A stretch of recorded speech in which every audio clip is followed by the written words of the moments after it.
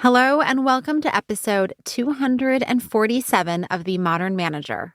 I'm your host, Mamie Canfor-Stewart. Today's guest is Shai Tubali. Shai is a happiness history expert and a PhD researcher at the University of Leeds in the UK. His numerous books published over the last 2 decades have won awards, become bestsellers, and been published in 11 languages. His newest book on meditation was published in January of 2023 and explores 35 meditation techniques from all over the world. Shai's postgraduate expertise in science fiction, film, and pop culture enables him to share common principles that can help modern humans struggling with trauma, fear, uncertainty, depression, anxiety, and screen addiction. Shai and I talk about why it's helpful to meditate, the benefits you can expect to feel, how to get started with meditating and the various different techniques, and how meditation can improve how you show up every day as a manager and engage with your colleagues. Now here's the conversation. Thank you so much for joining me today, Shai.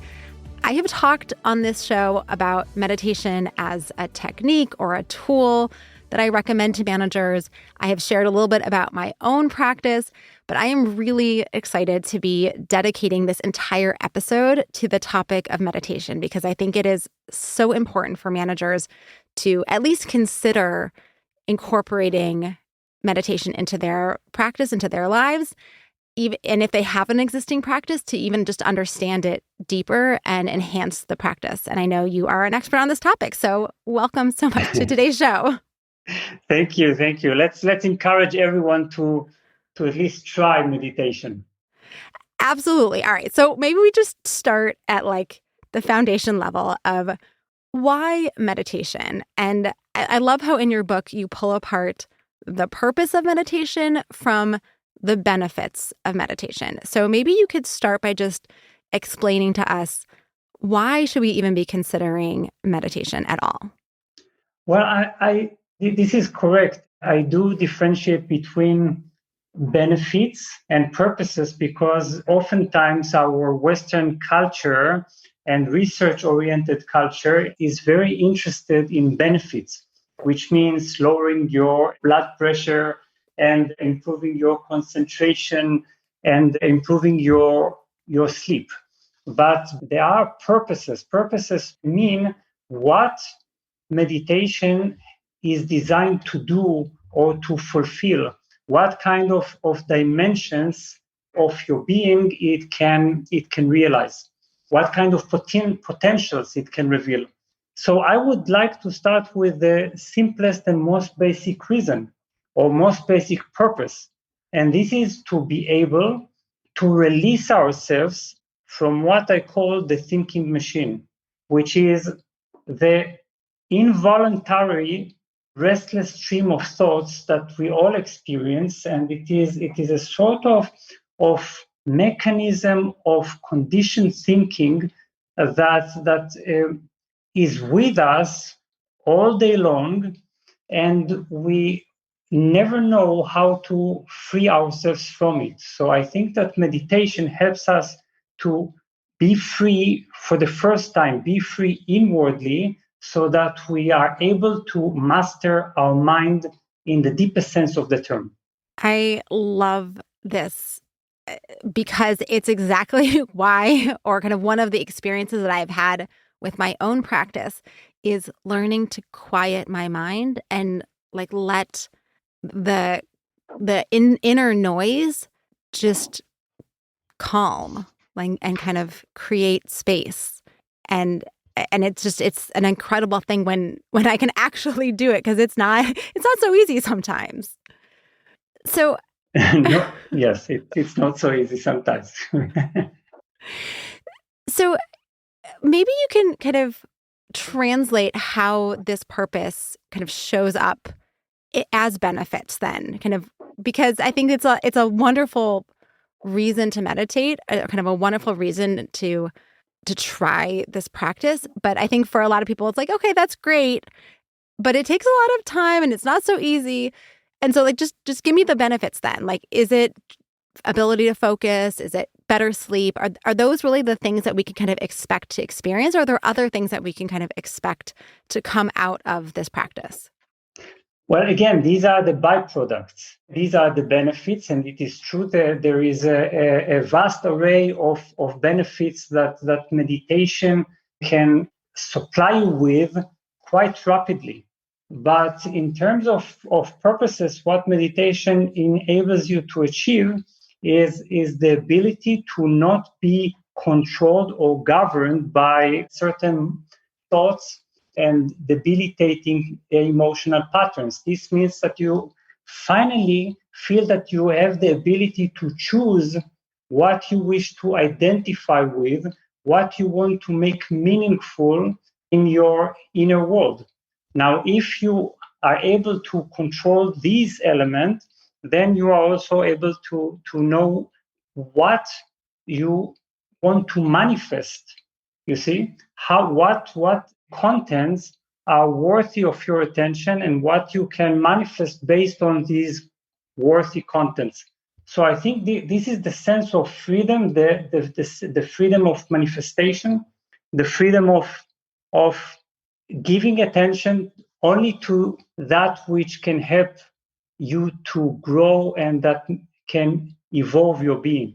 It almost sounds like it's taking us out of the kind of unintentional way of moving through the world and the spinning around on the same things all the time and getting rid of the noise and really honing in on the things that matter to us. Is that, am I like on the right track here?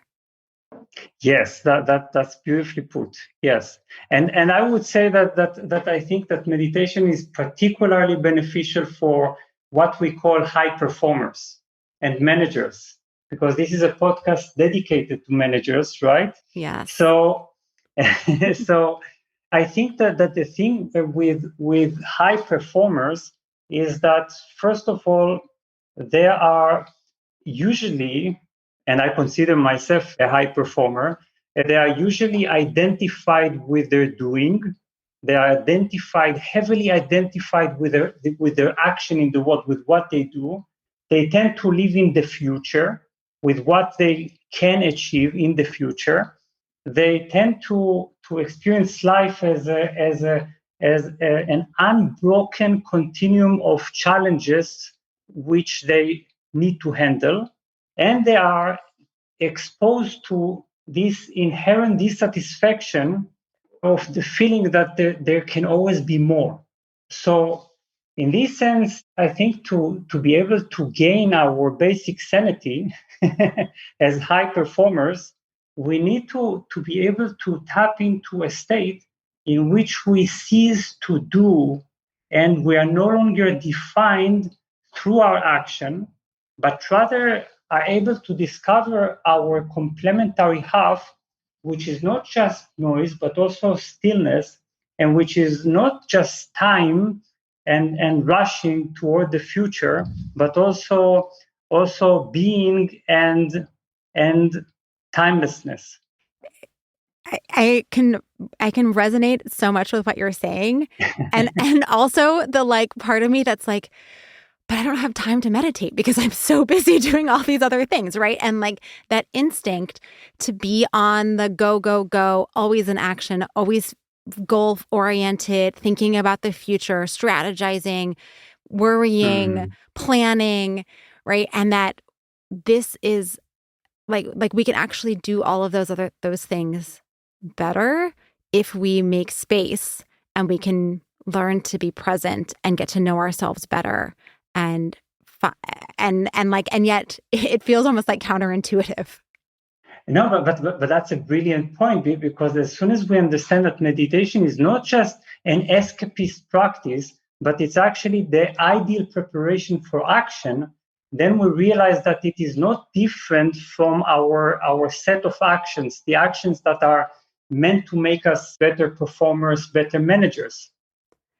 So I want to like take this in a slightly different direction here, in that in the work that I've done and the kind of learning that I've done around meditation and kind of being present in a moment, that there's kind of two different ways that this plays out for managers in particular, and I think probably for most people.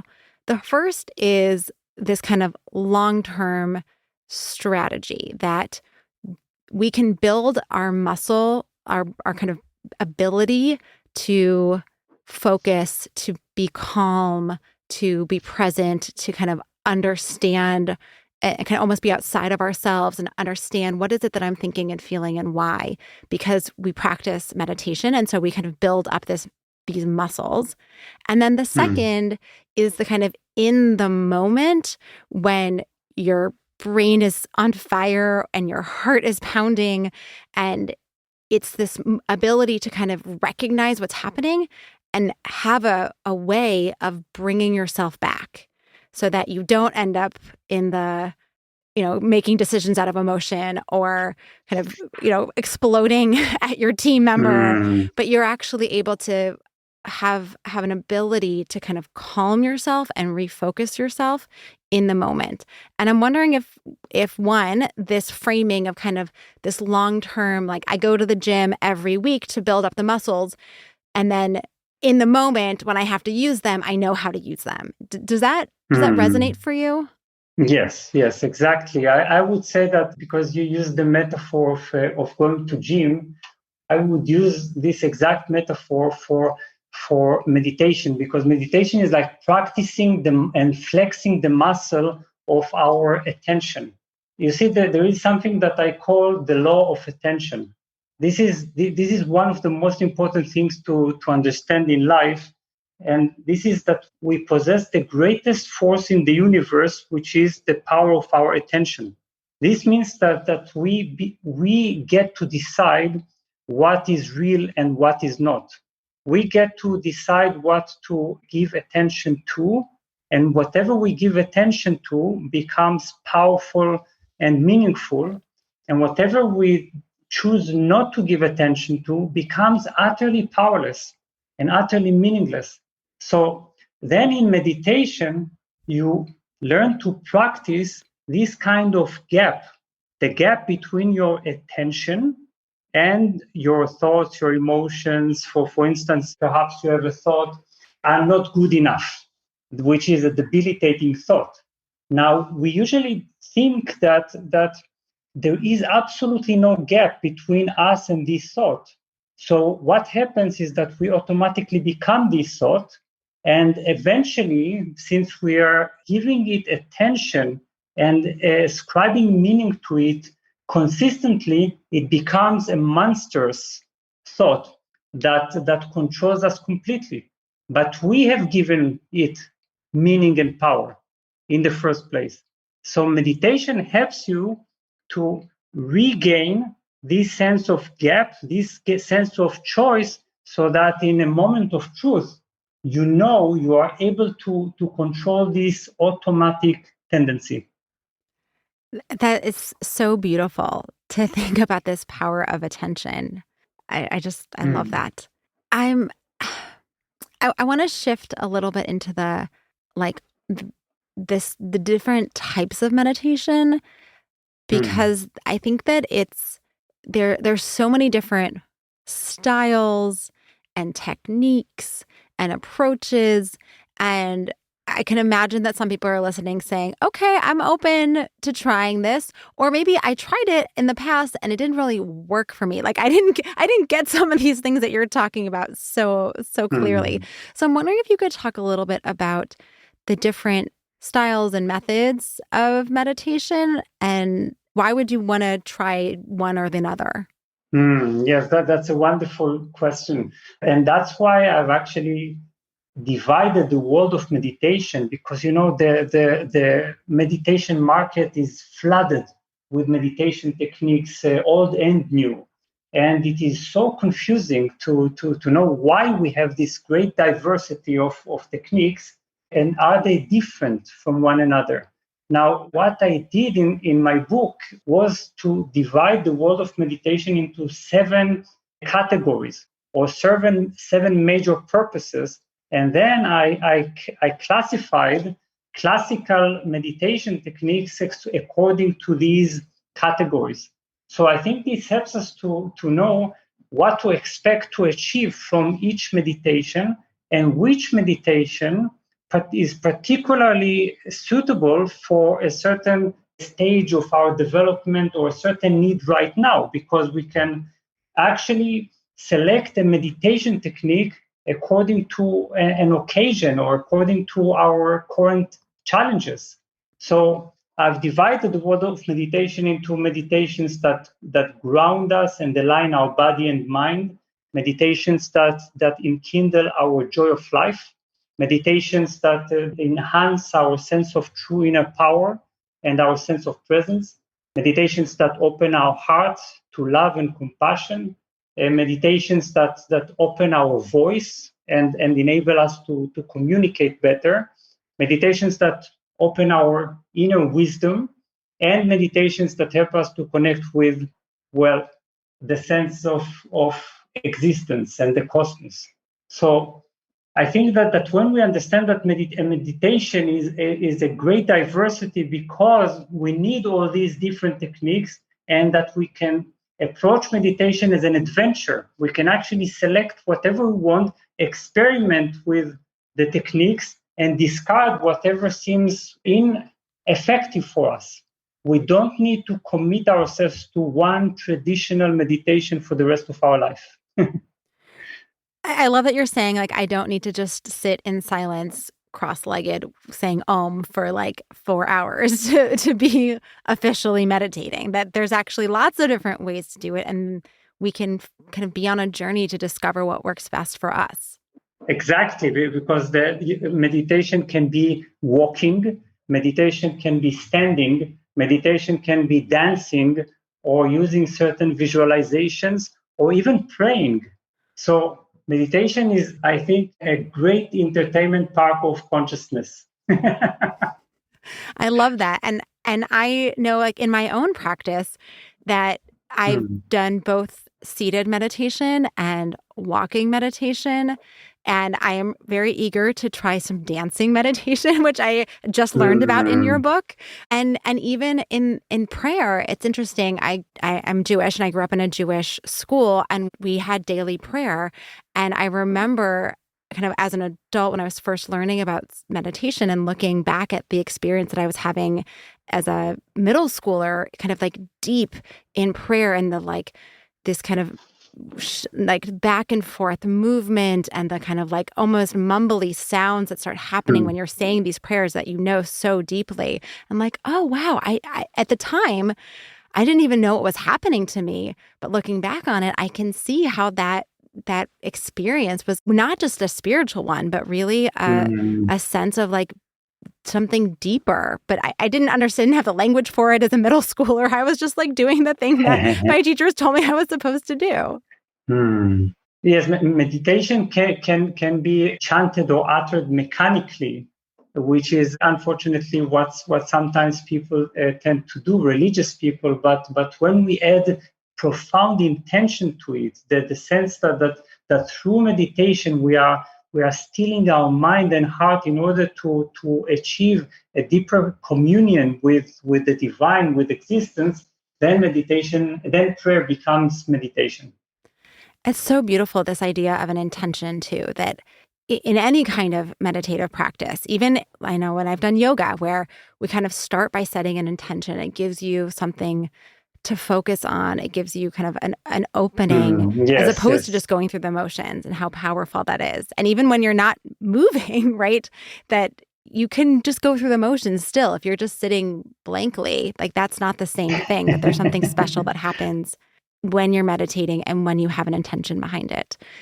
So I'm wondering if you can talk a little bit about how to get started. So for people who are kind of new on this journey, or maybe have practiced one particular type of meditation because that's the book they read or the podcast they listened to, and they're like, maybe I might try something else.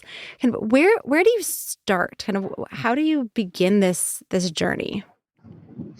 Well, first of all, there is one thing that I speak about and sometimes write about, which is what I call the 5-minute meditation revolution. You know that recent research has shown that even 5-minute meditations can yield beneficial results, including a significant reduction of stress and improved emotional coping. So we need to understand that we don't have to start too intensely and to overwhelm our system, and also to lead ourselves to some kind of quick despair. Because sometimes you sit for meditation and you hope to simply enjoy silence without first going through, the challenges of meditation, getting to learn the nature of the thinking machine, and start developing this ability to disengage your attention from thoughts and emotions. So we need to approach meditation enjoyably, but also experimentally. So what I would recommend is simply try several meditation techniques of very different types, and examine which of these meditations is most helpful to you, and which of these meditations is most revealing to you and natural to you. Because sometimes we go to, I don't know, some meditation center, and they tell you this type of meditation, Vipassana, transcendental meditation, this is the ultimate meditation. and then you begin to follow it, but it's not your meditation, especially not for now.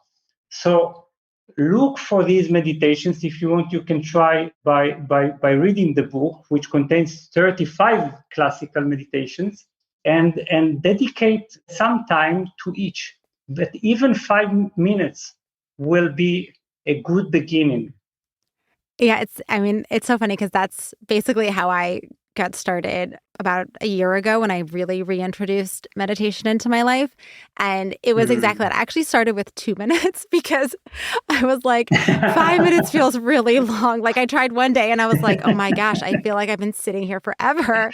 So I was like, all right, I'm gonna go with the like real win here. I'm gonna start with 2 minutes. And I did 2 minutes for like 3 or 4 days. Then I was like, 2 minutes isn't enough. And I moved it to 3 minutes. And I just slowly worked my way up in a way that felt manageable, but also like valuable. And that I wasn't starting at a place that felt too hard. And I like think it's so important to start in a place where you're comfortable and work your way up. So like, yes, if you can start at 5 minutes, go for it. But I'm telling you, if you're listening and you're like, 5 minutes is too much, it's okay. Start with 2. Start with 2 minutes. and also to your point about like trying some different things, I also was very lucky in that the guidance I received was to do just that, was to try some seated meditation and try different types of chairs and sitting on the floor versus sitting in a chair, to like figure out like what is the position that works best for my body, and try walking and give it a couple of days and see how you feel and see where your mind is at, and not to feel constrained by one particular practice or one particular person's viewpoint. And I love that that's what you teach and promote, is to find the strategy and the technique that works best for you and your needs and your body and your brain. Yes, that's so beautifully said, because I think that meditation is a form of love affair. You see, we need to learn to fall in love with meditation. It's not a duty, because we have enough duties. We have all our day is packed with lists, with should do and must do. And then when we approach meditation, we sometimes bring this kind of approach, this kind of conditioning to our meditative practice, and begin to do meditation.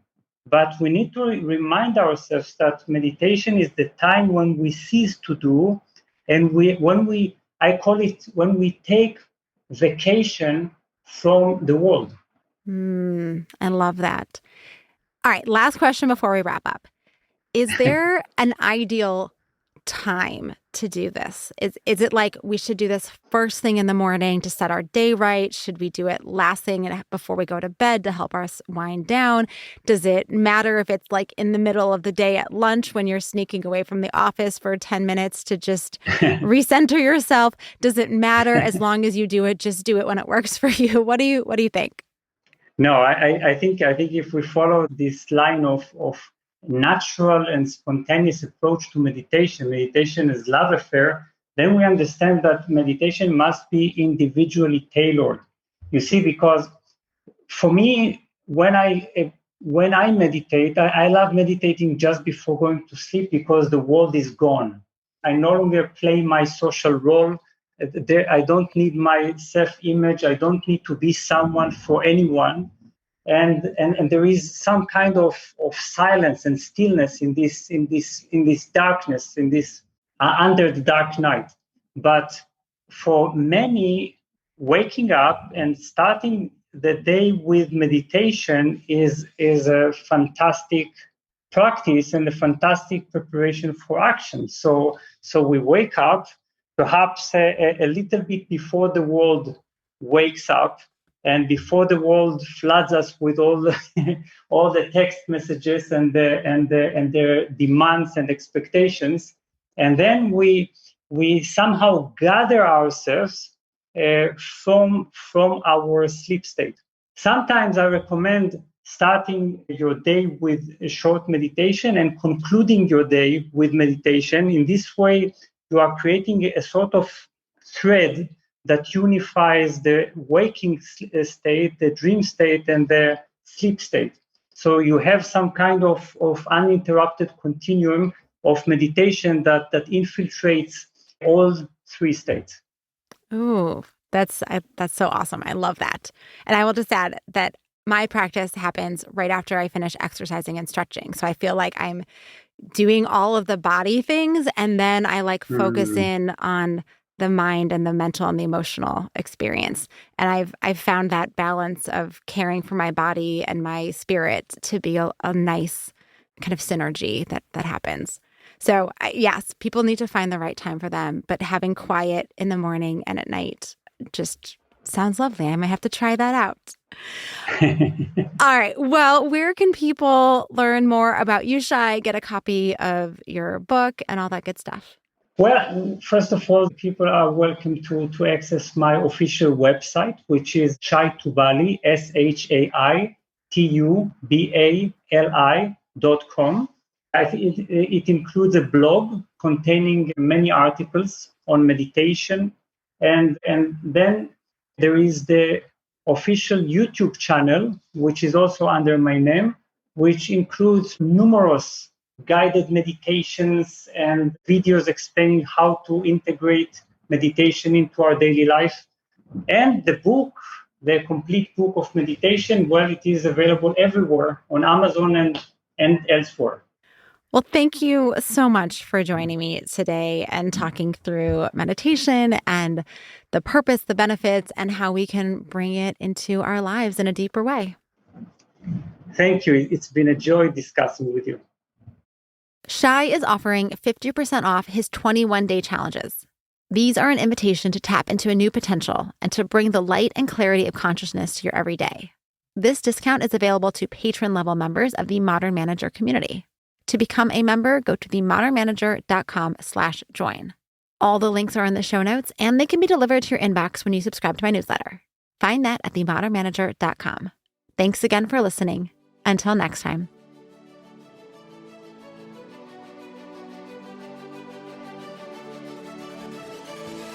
Meetings are one of the most critical components of healthy collaboration, and teams are at the heart of how we work. Meteor helps you use your time in meetings productively, build healthy relationships with your colleagues, and move work forward. To learn how we do it, visit meteor.com. That's MEETEOR.com. You've been listening to The Modern Manager. You're already becoming a rockstar boss of a thriving team, I can tell. To ensure you never miss an episode, subscribe to the show in your favorite podcast player and join the mailing list at mamieks.com/podcast. That's MAMIEKS.com/podcast to get show notes and other special content delivered directly to your inbox. Thank you so much for listening. Until next time.